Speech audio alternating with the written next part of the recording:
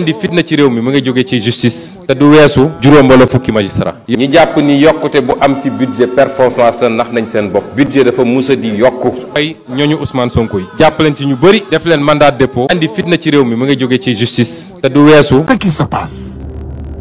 Et c'est pourquoi on a décidé aujourd'hui de venir d'amener tous ces vidéos et parler avec le monde pour que le monde sache exactement ce qui se passe dans nos pays. Ce qui se passe au Sénégal, il y a un système corrompu qui ne veut pas quitter le pouvoir, qui veut être ici. Ils ont déjà failli leur mission. Pendant 12 ans de règne, ils ne peuvent pas créer des emplois pour la jeunesse sénégalaise. Et comme Macky Sall, comme il le veut, il ne veut pas que cette jeunesse révolte devant lui. Il a fermé nos universités. Il a ouvert nos arènes nationales de jeu pour que les jeunes aillent regarder la lutte si c'est ce qui les intéresse. Et il a ouvert la Méditerranée et il a ouvert les aéroports.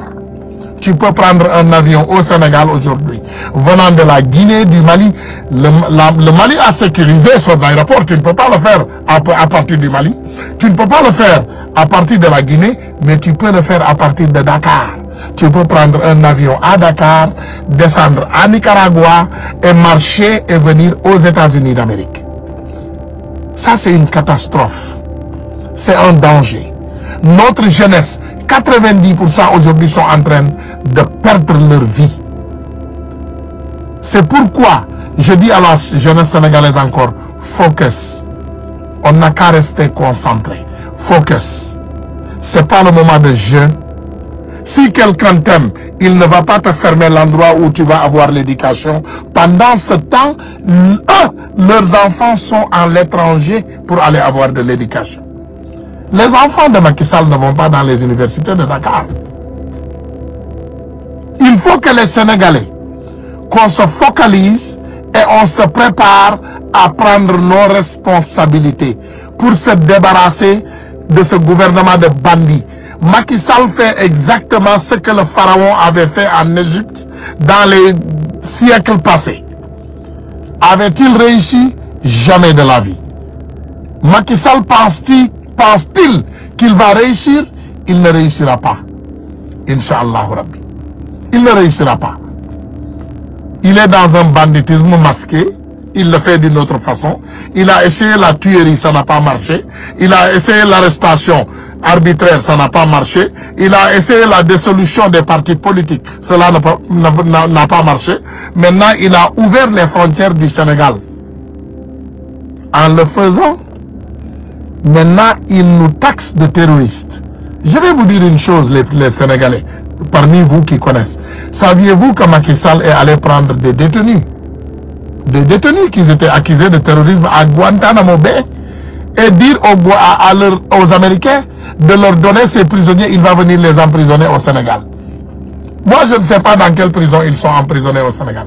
De tout ce que je sais, peut-être il les a même lâchés dans les rues de Dakar. Pour après demain venir nous dire que le Sénégal, il y a des terroristes. Oui, les terroristes sont rentrés. Il est allé les transporter de Guantanamo Bay du Sénégal. Maintenant, il nous parle des fils dignes du Sénégal qu'on accuse de terrorisme. C'est ce qui se passe dans ce pays. Maintenant, les amis, je vais venir encore dans une discussion, comme je le fais toujours avec vous, sincère et une discussion honnête. Nous pouvons essayer de nous débarrasser de Macky Sall dans nos rêves. Cela ne sera pas le cas. Avec Macky Sall, il faut faire face. Macky Sall, bëgg nañu ci suñu biir xel yi ñu tàggatoo ak moom ci suñu ay gént maanaam ñu gént ne Macky Sall dem na rek ñu yeewu suba teel ci gént yi fekk Macky Sall dem na mais loolu du am. Macky Sall xeex moo koy jële Sénégal doomu sénégalais yi ñooy xar seen tànku tubéy am fulla am fayda am jom te bëgg seen réew te bañ ku leen noot ñu jàmmarloo ak moom. li suñu frère mbër yi wax nii dégg ngeen ko bu baax a baax. Vous pensez que Macky Sall a ouvert les arènes nationales en moment de grandes vacances? Sénégal amul woon grandes vacances maanaam vacances boo xam ne ñetti weer la kenn du jàngi ban arène la ubbi woon ubbiwul benn. C'est la campagne électorale de 2024 qui fait peur à Macky Sall parce que c'est celle qui va décider entre le système et le anti-système. C'est celle qui va décider the fate of Sénégal, maanaam notre honneur pendant les 50 ans qui viennent. C'est cette élection bii di ñëw nii ci Sénégal mooy décider. Man de Ousmane Tounkara ci sama ngiiru bakkan gii ma dese am naa juróom fukk ak benn ci ay at incha allah ren léegi janvier bii ma am loolu juróom fukk ak benn lii mooy décider ndegem sax ñun dinañu fekkee fu Sénégal di changer donc ñun ñëpp dañ ci am responsabilité. Carte d'identité yi nag nee nañu c'est disponible partout dans les préfectures et les sous-préfectures du Sénégal dem leen massivement jëli seeni ay carte d'identité. daw bi di jéem a génn réew mi du idée dama leen koy wax en tant que quelqu'un qui connaît un peu dans le développement du monde.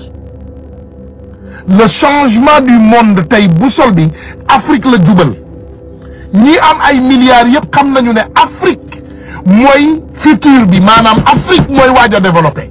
Afrique la alal bi nekk guddi bii mu ne du Amérique du Asie du Europe du Australie Afrique la ñëpp di jubal guddi yi ñu toll. doomu africain yaa ngi génn Afrique chinois yaa ngi dem Afrique tubaab yaa ngi dem Afrique lan ngeen bëgg 10 ans tey ci kanam boo leen continuer génn à ce nombre boo ñëwee Sénégal bu yeboo ñu tuddee ko Shanghai wala Beijing wala ñu tuddee ko Rassa wala ñu tuddee ko Australie wala ñu tuddee ko France. tubaab yi génn ñu de bateau yooyu kañ ngeen mës a gis ay nit yu génn Sénégal ngeen gis ci ay bateau nit yooyu di dee kañ ngeen ci gis chinois wala beneen xeet. C'est seuls les Sénégalais qui meurent. Mais eux, ils veulent le Sénégal sans les Sénégalais. Macky Sall nous avait dit de la nouvel ordre mondial. Macky Sall waxoon na fi nouvel ordre mondial mooy maanaam ñoom ñu wàññi population adduna bi. boo leen deewoon 100 000 200 000 1 million de Sénégalais sax Macky Sall du ko wax. mas ngeen gis rek Macky Sall génn vraiment gaal yi lii génn ci réew mi bari na doomu sénégalais lii de bari na arrêté voilà fermer les frontières mas ngeen ko dégg. C'est parce qu'il s'en fout de votre mort. bu Amadou Sall deewul rek ko Amadou Sall deewul ay sëram deewuñu Macky Sall seen yoonam ci yéen. nit nag duñ la gasal kamb nga ciy tëb man maa nekk Amérique te Ousmane Tounkara laa tudd. waxaat naa leen ko nee naa leen Amérique dara amu fi billahi wallahi tallahi la zim billahi xale yi jóge Nicaragua ñëw fii Amérique tey dem leen ngeen laaj leen di xew fii woo leen am ngeen seeni ay mbokk ngeen woo leen numéro ñii ci mbedd la ñuy fanaan ñii ci ay souterrain ci basement la ñuy fanaan ñii ci terrain bi la ñuy fanaan ñii ci train bi la ñuy fanaan ñu ngi leen di xeex fu ne. Ils sont en train d'avoir tous les problèmes du monde. Donc yow pourquoi nga bëgg a ñëw soobu ci problème boobu. Macky Sall bëggul Sénégalais dundu. Il vous a parlé de nouvel ordre mondial. ñoom loolu mooy seen objectif. ñu wàññi population africaine bi. wàññi ko tubaab yi ñëw jël Afrique ak ressources Afrique yi. tubaab du investir ci tey. tubaab ci long terme lay investir tey boo demee Sénégal li fa nekk ci français ci parti Sénégal yu baax yi yëpp tubaab yee ko moom français yee ko moom Ngor nga dem Cap Skirring nga dem Almadies nga dem Lac de Guiers maanaam demal fépp foo xam ne rek place bu yànji la ci Sénégal di nga fekk ne tubaab yee ko moom. donc yéen réew mi ngeen am réew moo xam ne yéenay toog toujours ne am na pétrole am na gaz am na zircon ngeen di daw di génn di bàyyi seen réew mi di ko jox tubaab bi mais loolu ban sens la am.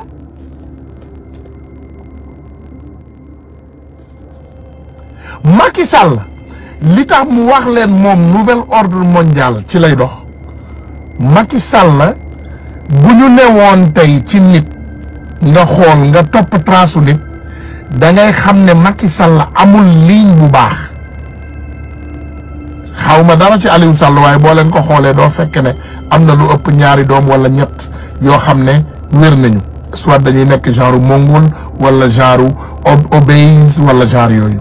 Macky Sall de même manière xoolal doom yi moo am ak Macky Marème Faye Sall nii ñoom ñëpp dañoo obèse ñii am retard mental ñii feebar pigmenté maanaam lu ne rek loo xalaat am nañ ko ñoom du ñu jur te du ñu jur lu wér. donc moo tax moom bu ko gënaloon mu yàq suñu Sénégal bi yëpp parce que Macky Sall du bàyyi Sénégal ay sët-sëta est-ce que doomam yi sax am nañu doom est-ce que Amadou Sall mën naa jur xawma je ne sais pas damay laaj rek Amadou Sall am na doom li ma xamagum ci moom de mayoon nañ ko fi benn soxna waaye gisuma fi man niw bu baax bay jur doom donc groupe doomaraam lañ ko seqal yoo xam ne avenir u Sénégal ñoru leen ils veulent gâter notre pays. They want to destroy our country. What I have said again in Wolof, what I'm going to repeat in English and come back and repeat it in French. Today, when you look at what's going on in Senegal, what would you actually say is going on in Senegal today? Macky Sall is doing everything he can to ship Senegalese citizens out of the country, either through water or through the air. Who's going to end up in Senegal? The Chinese, it's a whole lot of them. The whites, it's a whole lot of them. And the Africans, they're kicking them out of the country. Basically, they want Africa without the Africans. At the rhythm Macky Sall is kicking us out in Senegal is worse than what America has done to the Indians.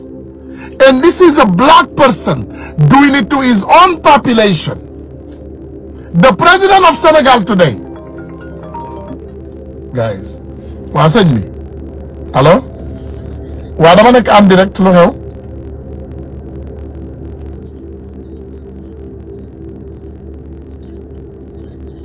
ok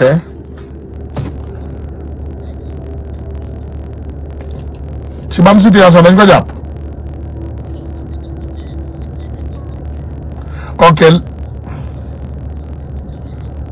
ok léegi bàyyi ma pare après ma ñëwaat ci yow léegi voilà comme li ma lañ doon wax léegi yéen a ngi koy déggal seen bopp chaque jour que Dieu fait tu te réveilles gëj naa nelaw 5 heures de temps pour être sûr pour nag yéen ñi xamul gis ngeen baag yi nekk sama suufu bët yi nii ça n'a rien à voir ak misère bu ma tëddee léegi nelaw su ma tëddoon léegi nii 2 secondes je peux dormir mais mënumaa nelaw ndax téléphone yuy sonné jàpp nañu ñii ci frontière bi ñii kale nañu leen fii ñii ñu ngi leen di waaj a delloo ñii amuñu fu ñu tëdd ñii amuñu lu ñu lekk ñii def nañ leen lii kële tooñ na kële jam na paaka kële dóor nañ ko kële accidenté na kële rey na nit kële def na nangam lii lay dund matin midi et soir aujourd'hui pour le Sénégal. C'est l'un des pays aujourd'hui dans le monde les pays les plus actifs. Sénégal guddi yi ñu toll moom moo ëpp actualité Amérique. Vous savez, la population du Sénégal est de 17 millions. Population Amérique est de 330 millions. Sénégal moo ëpp Amérique actualité. Sénégal moo ëpp France actualité. Ces jours-ci, ce que j'ai remarqué, ils ont commencé à s'embarquer à la désinformation. fan yi boo demee ci télé yi da ngay gis ne dañuy yóbbu nee nañu quelques intellectuels pour ñu ñëw waaw xam ngeen pétrole bi gars yi di wax nii waaw pétrole bi mais pétrole bi dara amul pétrole bi 2024 lay génn dañuy fen pétrole bi ñu ngi koy exploité bu yàgg-yàgg wala ñu ne la gaz voilà gaz bi ñuy wax sax déglul gaz laaj leen ngajaga luy ngajaga ils sont embarqués dans la désinformation pour gën a décourager doomu sénégalais yi pour gën a tax doomu sénégalais yi dem am koo xam ne sax démb dama ko dégg ñu naan waa Aliou Sall amel nañu 10 000 milliards man ma ne Aliou Sall mais 400 000 c'est pas une réalité. Voilà le Sénégal. Il nous amène des intellectuels dans les télévisions masquées, dans les télévisions payées pour nous désinformer. bàyyi leen loolu xel ñoom ils sont dans la campagne de désinformation. maanaam comme xam nañu ne léegi mënatuñu dara sénégalais yi ñuy fen depuis depuis 1900 Adjak ñu ngi exploiter pétrole depuis temps Senghor à un minimum, temps Abdou Diouf mu yokku, temps Ablaye Wade mu yokku, temps Macky Sall mu explosé mu mel ni tulleeg male. Xam ngeen ñaata pétrole la ñu nekk di exploiter tey ci Sénégal mais kenn xamul ni mu toll. Les experts les contre et les experts qu'il faut là mais c'est parce que ñooñu pour ñoom dañoo nekk ci Sénégal boo xam ne ba léegi doomu sénégalais yeewuñu. Nous on est toujours en plein sommeil. Non, on est réveillés. Mes amis, le président Ousmane Sonko patrimoine la waxoon naa ko sénégalais yi. Xam nga luy patrimoine mooy loo xam ne alalu réew mi la. Le président Ousmane Sonko man bokkuma ak moom dara, bokkuma sax ak moom parti politique, bokkuñu ndey, bokkuñu baay, bokkuñu dëkk, bokkuñu xeet. Est-ce que vous me comprenez? Mais xeex bii ngeen di gis ma koy def suba guddi ngoon sur le président Ousmane Sonko, c'est parce que c'est un patrimoine national. Réew mu ne day ñaan yàlla am un Ousmane Sonko comme Albert Einstein, comme Nikola Tesla, comme maanaam tey nga ne italien kan la ñu wax ne moom moo gisoon Christopher Colomb, comme Cheikh Anta Diop, comme diw, comme Mamadou Dia, comme Thomas Sankara, comme tey nga ne Patrice Lumumba, comme nga ne Nelson Mandela. Ousmane Sonko est un patrimoine national. Bu ñu sàgganee ñu jël suñu doom ju baax jooju, il sera engravé déjà. Ousmane Sonko est déjà engravé dans les livres de l'histoire. Mais il faut que nous, au Sénégal, nous faisions ce que beaucoup de populations avant nous n'ont pas réussi. C'est sauver ce patrimoine. Nañu sauver Ousmane Sonko mu dugg dans la bonne histoire maanaam mu bokk ci nit ñi gouverner Sénégal tey indil ñu koom-koom bu baax. Xam nga lan moo neex dinaa leen jox lii lay tëjee nag damay pare nii lii lay tëjee. Xam ngeen fan yi lan moo xew? Vous savez que tubaab yi ci seen dëkk yi comme man tey américain, les services secrets sont en train de m'appeler, de me demander des informations du Sénégal. Ñu may laaj ay ministre, di ma laaj ay chef de société, di ma laaj ay nit ci Sénégal ah. Les services secrets américains ñoo ma nekk di laaj ay information ci ay kàngamu Sénégal guddi yi ñu toll. Sénégal adduna bi yëpp xam nañu ne bandi la. Gis nga Sénégal adduna bi yëpp xam nañu ne ay bandi lañu. Chaque jour déglu leen ma dinaa ko commencer filmer yenn film yi bu may dem ci yenn endroit yi won leen ne maa ngi dem ci béréb sàngam. Et ils sont en train d'être traqués. Ñu ngi leen di traquer fépp foo xam ci adduna bi. Man maa leen wax lii foo leen dem nag dëkk bii ma ne guddi yi ñu nekk autorité sénégalais yi dañu mel ni dëkk bi ñooñu leen gën a xam. Imaginez tey ay service secret américain di ma woo di ma jox ay turu autorité comme si ñoom Sénégal la ñu dëkk. Du lépp la ñuy wax nag lenn li dañ koy bàyyi pour mu effectuer boppam pour ñoom ñu gis ko ñu teg ko ba. Farou Baba Mal bi Djibril War député assemblée nationale Farou Baba Mal Djibril War newu leen fi woon ci mbirum Ousmane Sonko moom mi ngi détenir ay audio ak ay vidéo yoo xam ne bis bu génnee àdduna tukki.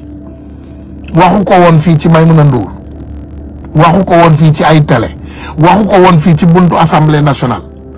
El Hadj Mongol Diouf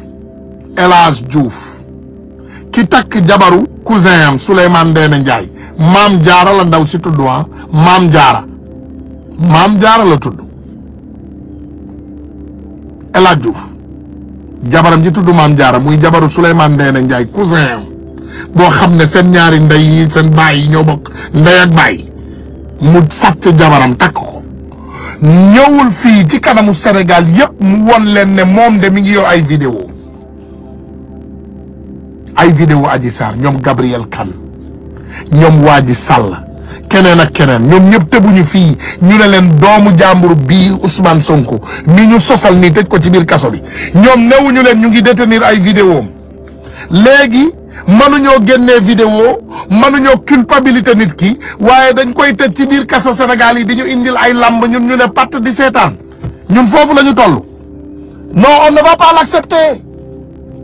ñun newuñu Ousmane Sonko bi ñu tëj ci kaso bi criminel la moo siifoon diw moo def lii moo dugal fële moo génnee ñu ne ñoom ñu ngi yor ay preuve indil ñu léegi indiwuñu benn preuve waxatuñu dara dañu ne rek doomu jàmbur bi comme nit ku set la te mënta sàcc te masta sàcc moom du bokk ci ay élection lii mooy Sénégal lii la ñuy nangu ñun dañuy toog ñu ne ñu képp kuy sàcc ci Sénégal day bokk ci ay élection képp ku sàcc léegi maanaam nee leen ñu rek concours sàcc la bu leen ko tuddee ay élection il venait nous dire que voilà Sénégal concours sàcc moo fi am comme concours ventilateur am na fa concours lëmbal am na fa defe naa lëmbal bu bees boobu nu mu tudd jaas xaw ma charge xaw ma je ne sais pas couche xaw ma quelque chose loolu tamit am na fa concours TikTok yi yëpp am na fa léegi indil leen ñu concours voleur parce que lii du ay élection vous nous parlez des élections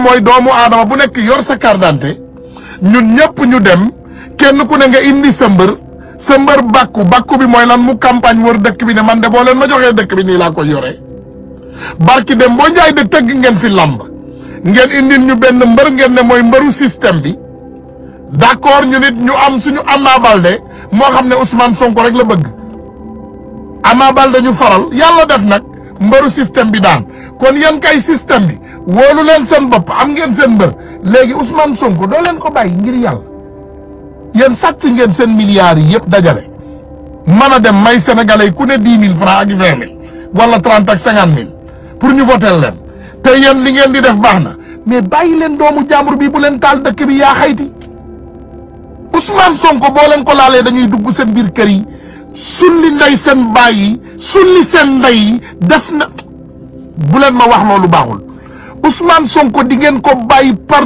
force loolu du débat ngeen jàpp faru Baaba Maal yi nekk ci télé yi ka duula ka dajale ngeen jàpp sénégalais yi dàq fen ngeen entraîné leen yóbbu leen ngeen jàpp ay genre Aliou Sow ba naaj gi di fay ndeysaan kooku moom mënul woon wax loolu nit dof mënul woon wax loolu moom dafa gis rek Aliou Sow di daggasante mënul xam lu bari ci moom nee naa leen Aliou Sow góor jigéen la man wax naa leen ko man Ousmane Tounkara maa leen ko wax ba fi may wax ak yéen ñii mënu koo weddi Aliou Sow est un PD je vous l'ai dit clair et net kenn mësu koo gis ak gel amul gel ay far la am mi ngi dugg ci bureau ministre yu bari daf fay dugg am lu mu sekk ak ñu bari ci ñoom ndax ñoom ñu ci bari ay borom ñaari tur lañ barki dem ba dégg ngeen fi Mame Mbaye Niang moom ñu ne leen moom dafa ëmbal ñaari sœur maanaam en réalité li ñu leen doon wax mooy dégg naa ñoom nee nañu sœuru soxnaam la biiral Sénégal bandi yu mel nii ñoo ñu jiite des délinquants comme ça à la tête de notre pays toujours à la solde de quelqu'un d'autre xam ngeen ennemi Sénégal na xeex day am ay fossette yàgg nañ koo woo yàgg nañ leen cee woo nag waaye fan yi ñu ngi travailler ci beneen facette combat bi mooy ñu boycotter France kaay leen ma wax leen boycott lu muy def il faut ngeen déglu ma nag ak xel pas ak xol déglu leen ma ak xel pas ak xol voilà tey société boo gis ci àdduna bi dafa am assurance maanaam boo demee Auchan dafa am assurance boo demee ci société yu magu àdduna bi yëpp dañoo am assurance comme Auchan yooyu ngeen taal ak yenn oto yeeg yenn bagage yi yeeg yooyu dañ leen di fayaat assurance daf leen di delloowaat seen xaalis waaw yéen lekk ngeen ba suur waaw am na lu ñu yàqal assurance société yi dañu am assurance léegi am na beneen forme combat boo xam ne boobu assurance du ko couvrir déglu leen ma bu baax Ousmane Sonko li muy def lan la du grève de la faim la tudd grève de la faim mooy nga bañ a lekk ngay naan rek nga bañ a lekk Sénégal ñun ñëpp mën nañu def ñaari forme combat ñaari forme benn ñu boycotté lépp luy alalu France ndax France moo nekk ci ginnaaw jàpp Ousmane Sonko bi ngeen bañ a laal Orange ngeen bañ a lekk Auchan ngeen bañ a dem ci bépp entité français ngeen bañ a jënd essence su français dinañ leen indi liste société française yi mais dafa baax ñun ñëpp ñu boycotté leen pour durée wu une semaine pour départ loolu société yooyu seen bénéfice bu doon 10 milliards wala 20 milliards dinañu ñàkk 5 milliards yi ci semaine boobu te loolu man xayma bu ndaw bi laa leen jox ndax ñooñu seeni ay bénéfice c'est des milliers de milliards bu ñu leen boycotté benn jour rek dañuy ñàkk par exemple 1000 milliards ñu boycotté leen 2 jours ñu ñàkk 2000 milliards ñu boycotté leen 3 jours 4 jours ñu ñàkk presque ay 10 000 milliards loolu buñ ko defee entité français yi ñoom ñëpp ay yuuxu wayaa yooyu mi ngi mel ni nga jàpp seen bagage yi rek bës ko ba mu dëgër dañuy yuuxu par force il est temps que ñu indi modèle xeex bu bees réew yi àdduna bi yépp loolu la ñu gën a ragal boycott la tubaab gën a ragal sax bombe atomique xam nga tubaab lu tax mu ragal population bu bari parce que day xalaat boycott bi day ne population bi bari nañu bari boo xam ne bis bu ma boycotté ma torox donc nañu commencé calculer loolu boycotter les entités françaises boycotter lépp luy alalu français ñi yónnee Orange ngeen bañ ñii def leneen ngeen bañ dem leen ngeen bañ a laal lépp luy bagaasu tubaab bu fekkee ne dañoo bëgg a dimbali Ousmane Sonko ci lii mu nekk dinañ ko waxtaanee ak njiit yi dinañ ko waxtaanee ak individu yi nga xam ne seen kàllaama yi dina sori ñun ñëpp ak journaliste yu baax yi ñu indi benn système boycott pour 72 heures loolu bokk na ci combat yu bees yi ñuy xeex te bu leen fàtte encore waxaat naa leen ko dem leen jëli seen ay carte d'identité ba pare ngeen nekk ci WhatsApp yi waaye bu fa kenn nekk di wax ay waxu nañu rey nañu taal nañu dóor s'il vous plaît bu ko fa kenn wax nekk leen rek foofu di waxtaane waa Ousmane Sonko yàlla na ko fa yàlla jëleeg jàmm ak salaam parce que li tax mooy dañu bëgg di leen jox ay information yu baax bu fa nit ñëwee di wax ay rey ak a dagg ak a dóor ak a jàmpaaka génne leen ko sànni ko ci biti ngeen xam ne infiltré la ba ñu jox leen ay signal yi bu jotee ci voie autorisée yi lay jóge maa ngi sant ñëpp di gërëm ñëpp asalaamaaleykum wa rahmatullah wa barakatu